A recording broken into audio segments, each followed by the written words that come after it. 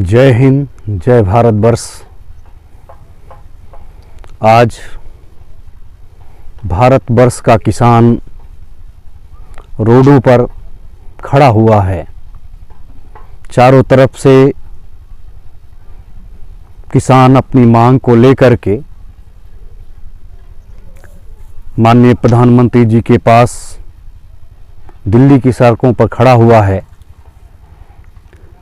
लेकिन सबसे बड़े दुख की बात है कि डंकल, गैट और ट्रिप्स के हुए समझौते के तहत आज हमारा देश कई समझौतों के तहत बंधा हुआ है, जो हमारे देश का किसान या मजदूर या भारतवर्ष का आम नागरिक नहीं जानता है। आज उसको जनाने के लिए मैंने ये बात आप लोगों के सामने रख रहा हूं कि हमें सबसे पहले 15 अगस्त 1947 के समझौतों की तरफ जाना होगा कि हमारा यह देश 15 अगस्त 1947 को किन समझौतों के तहत हमें आज़ादी मिली है। इसका खुलासा हमारे देश के प्रधानमंत्री जी को तत्काल करना चाहिए। दूसरी स्थिति क्या है, जब 73% भारत का किसान और मजदूर है और नौजवान है, तो ऐसे स्थिति में, ऐसे समय में 27% लोग जो उद्योग धंधों में हैं, नौकरियों में हैं, देश के राजनेता हैं, तो ऐसे स्थिति को देखते हुए क्या भारत की सत्ता को भारत के राजनीतिक लोग नहीं चला रहे हैं? क्या भारत की सत्ता को भारत के बड़े बड़े उद्योगपति और पूंजीपति चला रहे हैं?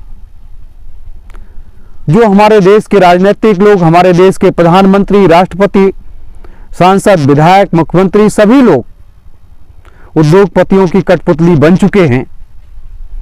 क्योंकि जो हालात, स्थिति विगत 2 महीनों से हो रही है कि देश का किसान कहीं रेलवे पटरियों पर बैठा होता है, कहीं वो रोडों पर खड़ा होता है, और अंत में जब उसकी बात नहीं सुनी जाती है तो भारत की राजधानी को चारों तरफ से घेर लेता है।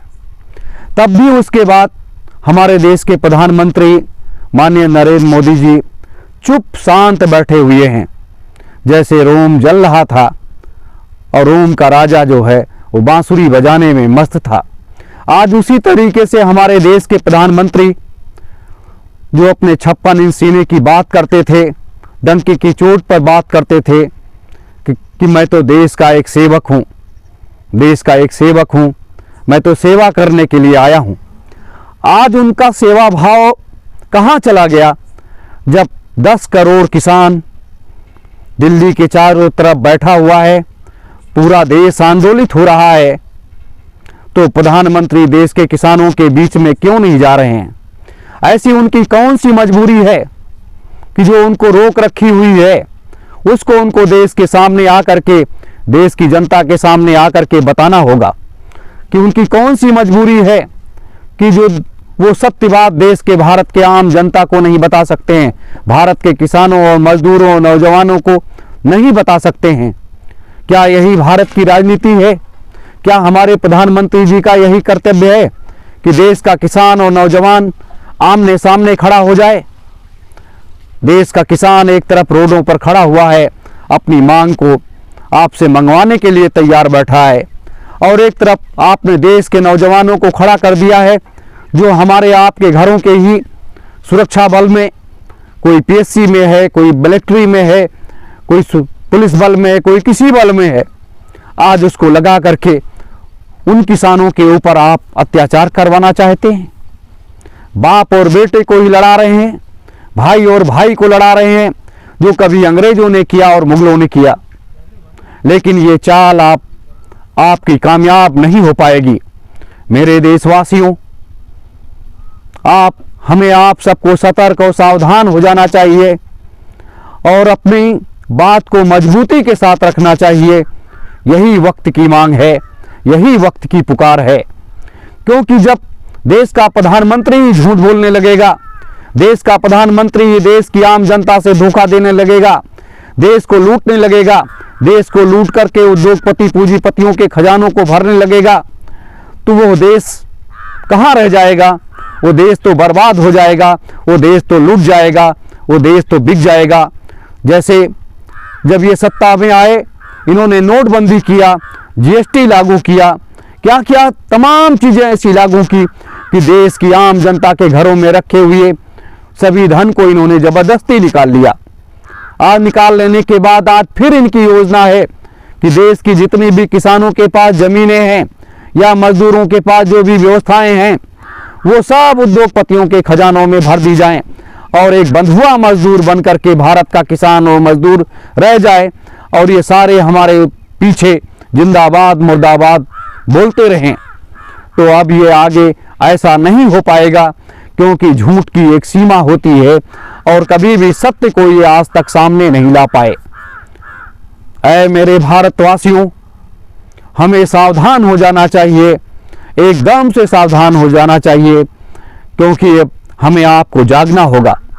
मैंने बार बार 1992 से इस बात को कहा था कि भारत की जनता का खून देश के राजनीतिक लोग चूस लेंगे और एक दिन मजबूर होकर के उनको सड़कों पर आना पड़ेगा, उनको अपने हक की लड़ाई लड़नी पड़ेगी, उनको मजबूरन भारत की सत्ता की तरफ बढ़ना पड़ेगा। आज भारत के किसानों और मजदूरों का कर्तव्य है कि भारत की सत्ता के ऊपर अपना अधिकार स्थापित करें, ना कि उद्योगपतियों पूंजीपतियों के हाथ में खेलने वाले इन राजनेताओं के हाथ में सत्ता दें, क्योंकि अब सत्ता इन भ्रष्ट राजनेताओं के हाथ में ना हो, ये सत्ता भारत के किसानों और मजदूरों के हाथों में होनी चाहिए। आइए हम सब भारतवासी एक होकर के एक नए भारतवर्ष की संरचना के लिए आगे बढ़ें और एक नई शासन व्यवस्था की स्थापना के लिए आगे बढ़ें। यही आज की आवश्यकता है, यही आज की मांग है, क्योंकि ये भारत के राजनीतिक लोग आपकी बात सुनने को तैयार नहीं हैं और ना आगे ये तैयार होंगे। भारतीय सुभाष सेना विगत 1992 से संघर्ष करते करते आज इस नतीजे पर पहुंची है कि हम आप सब जब तक एकता के सूत्र में नहीं बनेंगे तब तक ये राजनीतिक लोग इसी तरीके से जनता का शोषण करते रहेंगे और इसी तरीके से देश की अकूत धन लूट करके विदेशी बैंकों के खजानों में भरते रहेंगे और अपने खजानों को भरते रहेंगे।